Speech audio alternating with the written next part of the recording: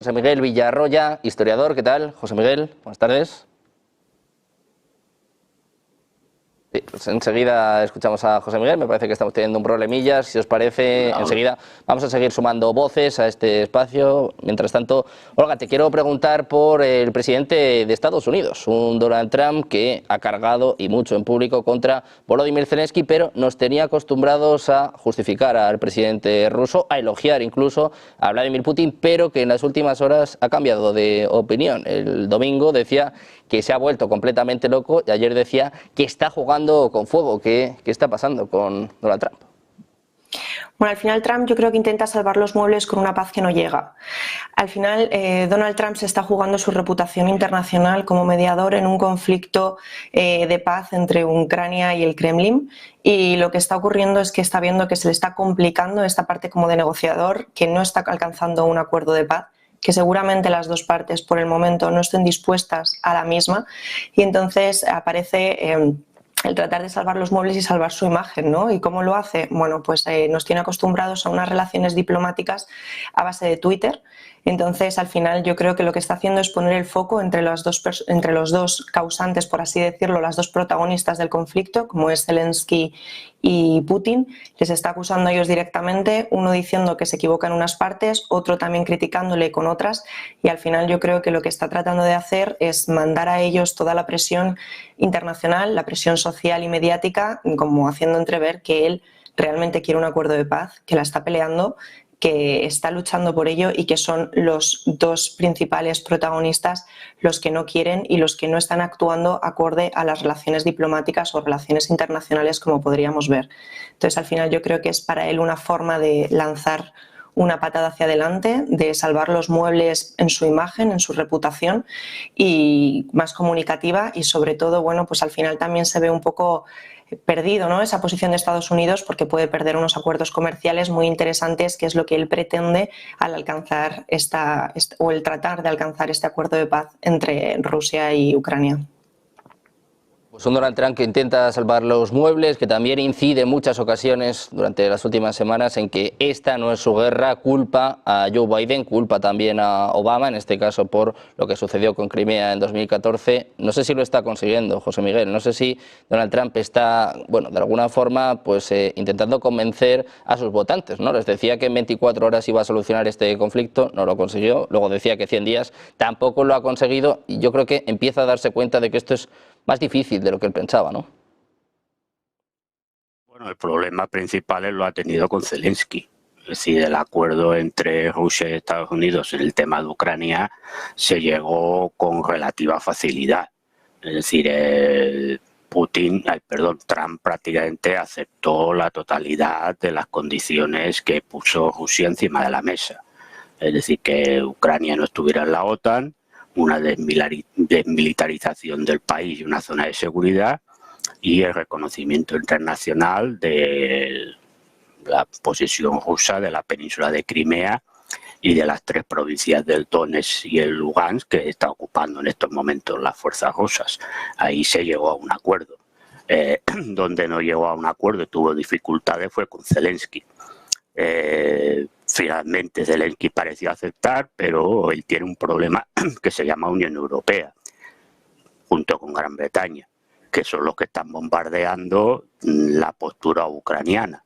Por lo tanto, Zelensky firma una cosa, luego se desdice, luego busca el apoyo de los países europeos y le sigue mareando la perdiz, y evidentemente lo que no va a hacer Rusia es firmar un acuerdo de alto el fuego, que es lo que pretende Ucrania y los países europeos, que sirva para el rearmamento y el descanso de las tropas ucranianas. Es decir, Rusia aceptará un alto el fuego cuando este alto el fuego vaya junto a una conferencia de paz seria para finalizar el conflicto.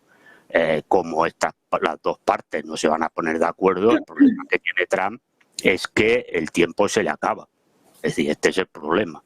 Es decir, cada vez van pasando más los días, las semanas, los meses, y evidentemente no llega a la solución del conflicto, y con ello pues se le van también imponiendo problemas en tener la posesión de todos esos recursos naturales de Ucrania y al mismo tiempo avanzar en otras negociaciones sobre otros temas que también son muy importantes a nivel bilateral entre Estados Unidos y Rusia.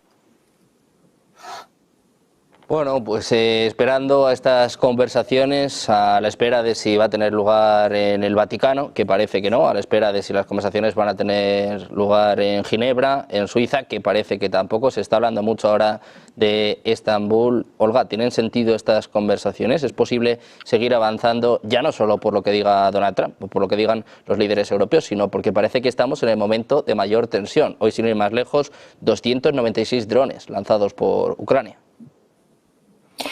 Sí, al final estamos en una situación en la que un poco antes del diálogo nos enfrentamos a la intimidación, ¿no? Un poco por ambas partes. Yo creo que ambas partes están tratando de marcar posturas, de mostrar su fuerza, aunque obviamente pues en este caso el Kremlin tiene una mayor fuerza frente a Ucrania. Intentan marcar pues eso, su fuerza, sus posturas, para que a la hora en una mesa de negociación quizá tengan que ceder cada vez un poco menos, intentando ese afán de mostrar toda su fuerza. Y es verdad que las dos partes no están muy por la labor en la parte del Papa, de meter al Papa en las negociaciones, pero yo creo que sería una buena salida para Donald Trump. Al final, él se ha posicionado también a favor de esta idea, no le desagrada, y yo creo que es una buena salida principalmente porque le hace a él salir de ese, como hablábamos antes, ¿no? De que está perdiendo pues su gloria política, su posición como mediador, que al final está viendo que no es capaz de conseguir ese acuerdo de paz, por lo tanto su reputación pública se está viendo afectada. Y al final el Papa es interesante por lo que implica la posición de Europa. Es verdad que son dos países ortodoxos, pero la Unión Europea, con al final raíces católicas, yo creo que la posición del Papa hace que socialmente se pueda virar un poco ese relato de la Unión Europea más en busca y en trabajar en pro a una paz real, que al final en mantener el conflicto. Entonces yo creo que realmente la mediación del Papa podría ser interesante para ver cómo la posición de la Unión Europea, por lo menos en cuanto a relato discursivo y públicamente, viraría un poco, ¿no? Igual que la opinión pública. Y yo pienso que es por eso interesante para Trump, pero es verdad que no parece ahora mismo no solo ni que estén de acuerdo en dónde se van a producir esas negociaciones ni cuándo, ¿no? Y al final yo creo que es porque ninguno de los dos implicados ahora mismo está por la labor de alcanzar un acuerdo de paz real y duradero.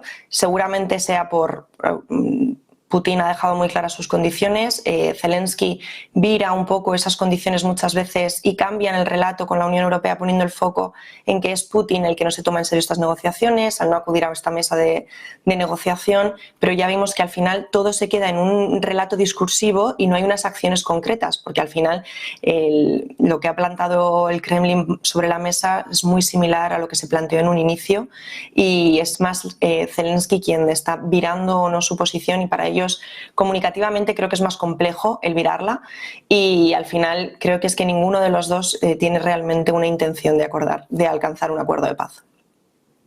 José Miguel, es una reflexión interesante, ¿no? Si han servido para algo las primeras conversaciones que tuvieron lugar hace apenas 2 semanas. Habla mucho de un memorando de paz. Ucrania, al parecer, ya tendría sus condiciones, pero tampoco parece que esto sirva para mucho. ¿Crees que va a haber una segunda ronda y, sobre todo, crees que tiene sentido sentarse en la misma mesa cuando estamos en el momento de mayores bombardeos por parte de ambos bandos, tanto de Rusia como de Ucrania?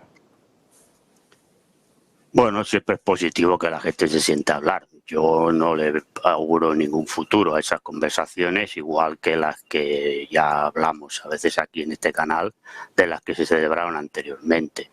Yo, lo que ha dicho la compañera del Papa, Rusia no se va a sentar con el Papa porque el Vaticano ha tomado parte en el conflicto. Es decir, desde el primer día ha estado apoyando de manera, si no directa, muy indirecta, la postura ucraniana, y por lo tanto Rusia no va a ir al Vaticano.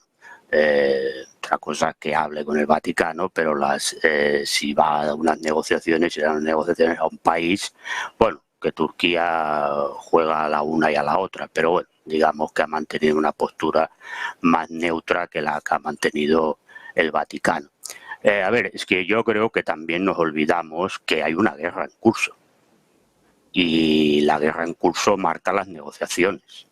Es decir, el que va ganando no va a perder lo que está ganando en el terreno militar. Por lo tanto, quien está ganando la guerra desde el punto de vista militar es Rusia.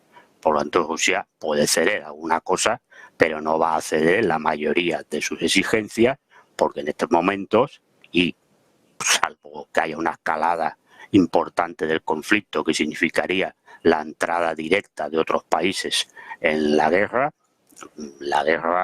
puede durar X tiempo, pero el final de la guerra ya se prevé que es la derrota total de Ucrania. Por lo tanto, Rusia no tiene por qué ceder. Si esto no es que lo diga yo y me ponga en un plan prepotente, es que esto ha sido a lo largo de la historia de esta manera. ¿Qué ocurre? Que Ucrania lo sabe, Europa también lo sabe. Lo que ocurre es que es evidente que intentan encontrar en este relato de estas amenazas de que haré o no haré, o de estos bombardeos, Ucrania decir que, bueno, si es verdad que está perdiendo la guerra en el terreno, en el territorio, pero que aún tiene capacidad de realizar bombardeos y de atacar a instalaciones claves rusas y que, por lo tanto, hombre, la guerra, pues todavía Rusia puede sufrir algún tipo de problemas, pero no va más allá. Entonces, las negociaciones, si Ucrania no acepta, no Ucrania, digamos la parte europea, que finalmente es la que está apoyando a Ucrania en todas estas negociaciones y la que está haciendo descarrilar muchas veces estos acuerdos que se habían llegado entre Trump y Zelensky. Pues si no se acepta las condiciones que pone Rusia, pues es evidente que Rusia no las va a firmar